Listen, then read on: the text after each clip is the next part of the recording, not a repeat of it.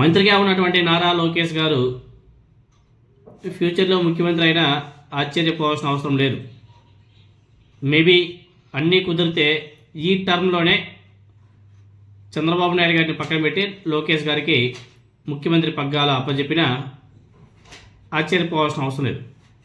So రాష్ట్రానికి మంత్రిగా ఉంటూ కాబోయే ముఖ్యమంత్రి అనేసి చెప్పుకున్నటువంటి నాయకుడు లక్షణాలు ఏ విధంగా ఉండాలి? ఎల్లప్పుడూ ప్రజల కోసం, సొంత పార్టీ కార్యకర్తలు కూడా ఉండాలా, వాళ్ళతో పాటు ప్రజలను కూడా చూసుకోవాలి జాగ్రత్తగా. వాళ్ళు ఏం కష్టాలు పడుతున్నారు, ఎక్కడ నష్టపోతున్నారు కనుక్కొని అక్కడ ఆదుకోవాలా, రాష్ట్రాన్ని చక్కగా నడిపించాలా, పరిపాలన చేయాలా, అభివృద్ధి సంక్షేమం అన్నిటిని కూడా వాటి మీద ఎక్కువ దృష్టి పెట్టాలి. ఎందుకంటే ఫస్ట్ టర్మ్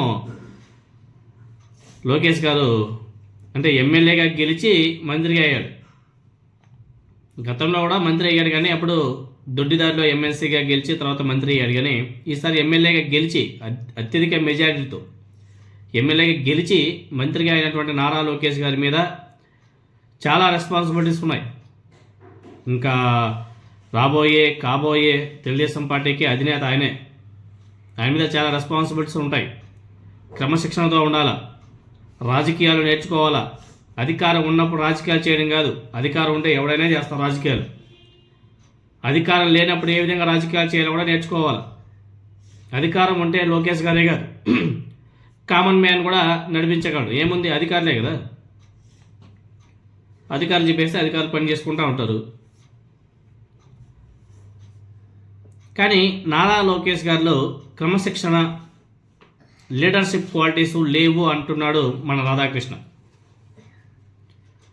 ఎందుకంటే మొన్నే మనం చూసాం, ఇండియా పాకిస్తాన్కి T20 మ్యాచ్ కొలంబోలో జరిగితే నారా లోకేష్ గారు ఇక్కడ నుంచే స్పెషల్ ఫ్లైట్లో, స్పెషల్ హెలికాప్టర్లో తిరిగాడంట.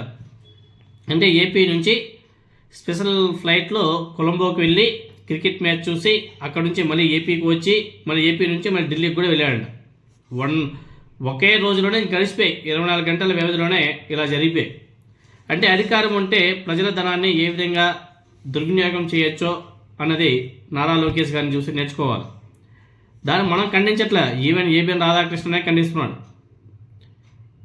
ఎందుకు నారా లోకేష్ గారు ఈ విధంగా ప్రవర్తిస్తున్నాడు?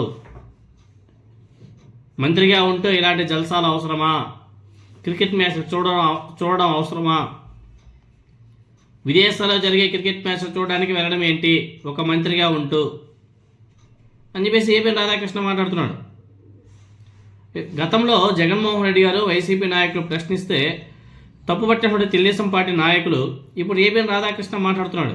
ఒకసారి చూడండి రాధాకృష్ణ ఏమంటున్నాడు. క్రికెట్ మ్యాచ్లు చూడ్డానికి మంత్రి నారా లోకేష్ తరచుగా విదేశాలకు వెళ్లడం ఎంతవరకు సబబు? చంద్రబాబుల రాజకీయాల్లో ఎదగాలని చూస్తున్న లోకేష్ తండ్రి క్రమశిక్షణను ఎప్పుడు అలవర్చుకుంటారు? క్రికెట్ మ్యాచ్లు చూడ్డానికి మంత్రి నారా లోకేష్ తరచుగా విదేశాలకు వెళ్లడం ఎంతవరకు సబబు? చంద్రబాబుల రాజకీయాల్లో ఎదగాలని చూస్తున్న లోకేష్ తండ్రి క్రమశిక్షణను ఎప్పుడు అలవర్చుకుంటారు? కృష్ణ తప్పుపడుతున్నాడు కదా. ఎందుకంటే నారా లోకేష్ గారు సినిమా డైలాగులో ట్విట్టర్లో పెట్టడం కాదు, ఒక మంత్రిగా ఆయన రెస్పాన్సిబిలిటీకి పొజిషన్లో ఉన్నప్పుడు అపోజిషన్ వాళ్ళు ఏవైతే ప్రశ్నలు లేవనెత్తుతారో వాటికి సరైన సమాధానం చెప్పాలి. ఇప్పుడు నారా లోకేష్ గారు అంటాడు, నా సొంత ఖర్చులతో నా సొంత డబ్బులతో నేను వెళ్ళాను అంటాడు. ఇప్పుడు ఆయన రెస్పాన్సిబిలిటీ మంత్రిగా ఉన్నప్పుడు ఆ ఫ్లైట్, బోర్డింగ్ వివరాలు బయట పెట్టేస్తే సరిపోతుంది కదా. అదేవిధంగా సొంతంగా ఉన్నటువంటి ఫ్లైట్ వివరాలు కూడా చెప్పేసింది. ప్రజల సొమ్ముని విలాసాలకు వాడడం కూటమి నేతలకు పరిపాటిగా మారిందని చెప్పేసి చాలామంది ఫైర్ అవుతున్నారు. డైలాగులు ఎవడైనా పెడతాడు, కానీ రియాలిటీ కావాలా, డాక్యుమెంట్స్ కావాలా, ఎవిడెన్స్ కావాలా, ఎవిడెన్స్తో మాట్లాడాలా. వైసీపీ వాళ్ళు డే 1 నుంచి అరుచుకుంటున్నారు, లోకేష్ గారు ప్రజల సొమ్ముతో మీరు విదేశాల్లో విలాసవంతమైన జీవితాన్ని అనుభవిస్తున్నారు, ప్రజల సొమ్ముతో క్రికెట్ మ్యాచ్లు చూస్తున్నారు విదేశాలకు వెళ్ళి, ఇది తగ్గించుకోండి, ఇది మంచిది కాదు. అంటే నారా లోకేష్ గారు అవి నా సొంత డబ్బులతో వెళ్ళాను, మీ డబ్బులతో వెళ్ళానా? అని చెప్పేసి మాట్లాడు. సొంత డబ్బులతో వీళ్ళు ఉంటే ఇప్పుడు ఆ డీటెయిల్స్ అన్ని ఇచ్చేస్తే సరిపోతుంది కదా, చూపిస్తే చాలు. అకౌంట్ నెంబర్స్ మొత్తం కూడా హైడ్ చేసేసి చూపిస్తే కూడా చాలు, ఇదిగో చూడండి అనేసి. ఇప్పుడు వరకు అటువంటి చూపించట్లేదంటే ప్రజల సొమ్ముతోనే వెళ్ళినట్టే కదా. కాబట్టి వైసీపీ నాయకులే కాకుండా ఈవెన్ ఏబిఎన్ రాధాకృష్ణ కూడా మన నారా లోకేష్ గారు చేసినటువంటి అతిని ప్రశ్నిస్తున్నారు, ఖండిస్తున్నాడు కూడా.